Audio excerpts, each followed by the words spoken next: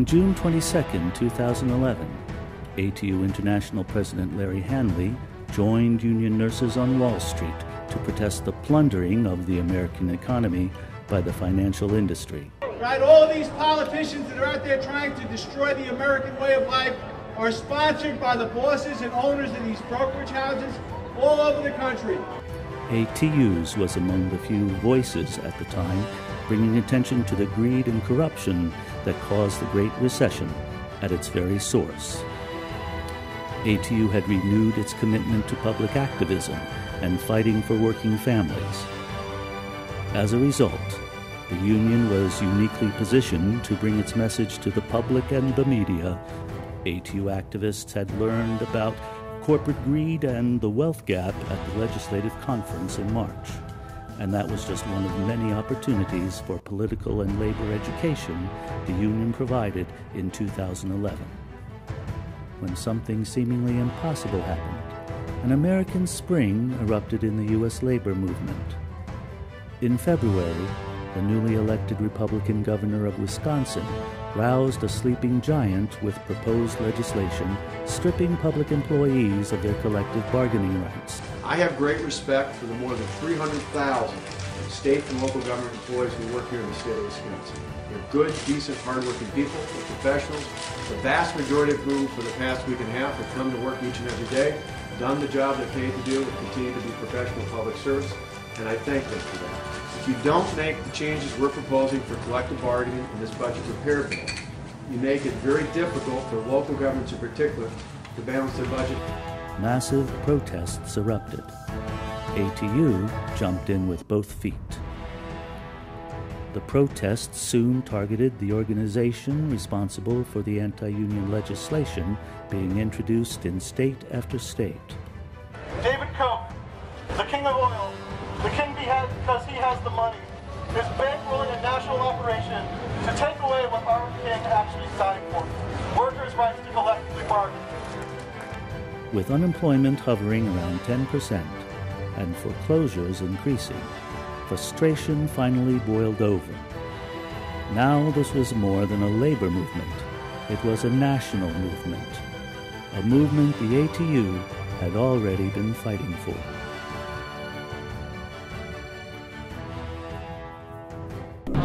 I don't know exactly what they want. Do they want jobs? And how are jobs created?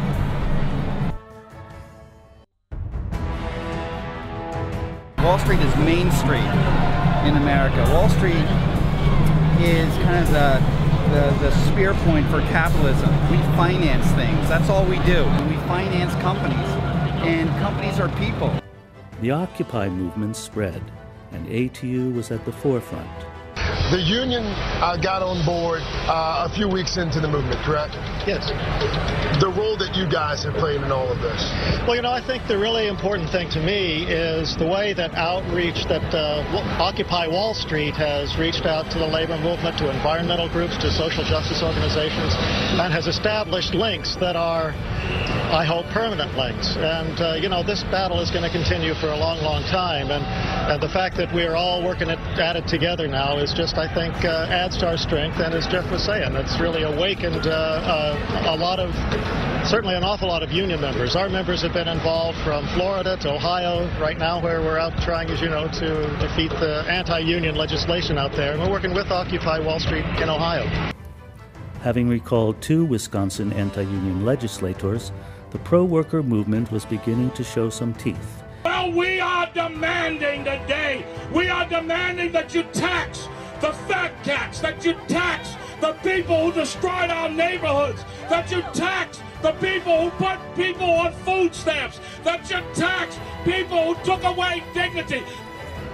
And who would have thought 10 years ago that people like the Koch brothers and the billionaires in this country and Wall Street, who would have thought that they could have made public employees a bigger enemy of the American people than Osama bin Laden?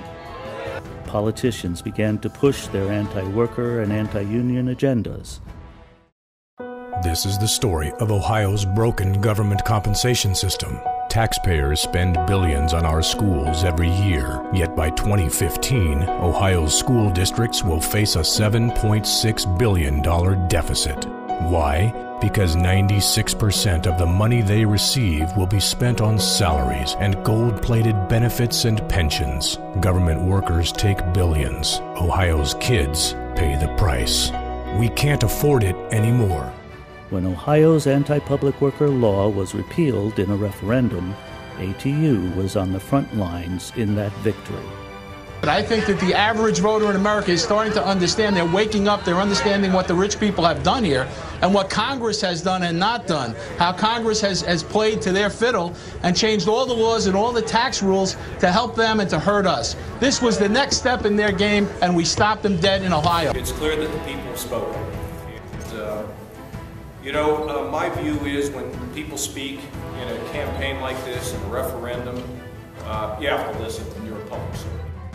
The union worked hard to promote the cause of labor nationwide in 2011 and stepped up its efforts on behalf of its members in the transit industry.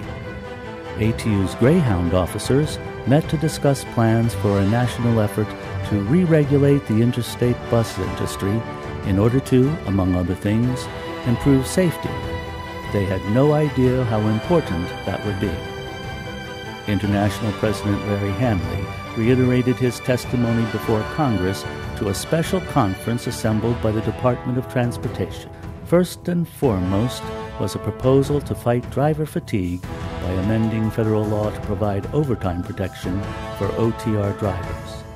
The Transportation Safety Board has overall oversight. They're like the Inspector General, and we are asking them to look at this industry overall and propose regulations. The campaign bore fruit in the form of bills introduced in Congress to improve safety and extend the Fair Labor Standards Act to over-the-road drivers.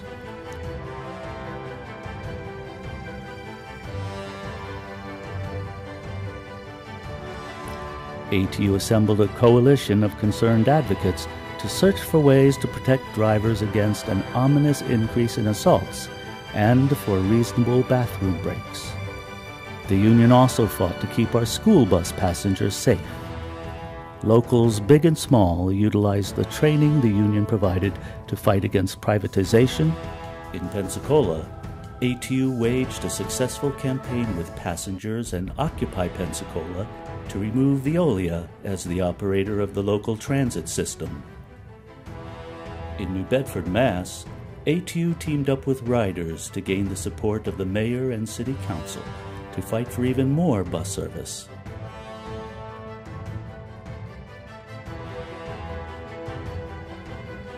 When House Transportation Chair John Mica announced 30% cuts to transit funding, the union led the charge to save mass transit from the continuing funding crisis. Red X Day was the union's first nationwide publicity campaign. The union also conducted a national letter campaign to pass the Carnahan Bill to provide local systems with the flexibility to use their federal capital funds for operating assistance. Unfortunately, the Republicans in Congress were doing everything they could to thwart passage of a good transportation funding bill. Will the bill pass? For the good of the country, I sure hope so. But that's not up to me, and that's up to the House working its will. But ATU is continuing to fight for a good bill. This fall, the ATU faces another battle in the form of the 2012 elections. Some of the union bosses get things wrong. And I'm concerned when I watch a president kowtow to the union bosses by putting in place those labor stooges at the NLRB. ATU is fighting back harder and more effectively than ever before. We've heard over the course of the last year that our wages are unsustainable. Our health care is unsustainable. Our pensions, because they took them to the casino, are unsustainable. All of their tax cuts are unsustainable. And let's send a message to Wall Street and all the people who sponsor anti-union legislation around the country. The fight has just begun. Thank you.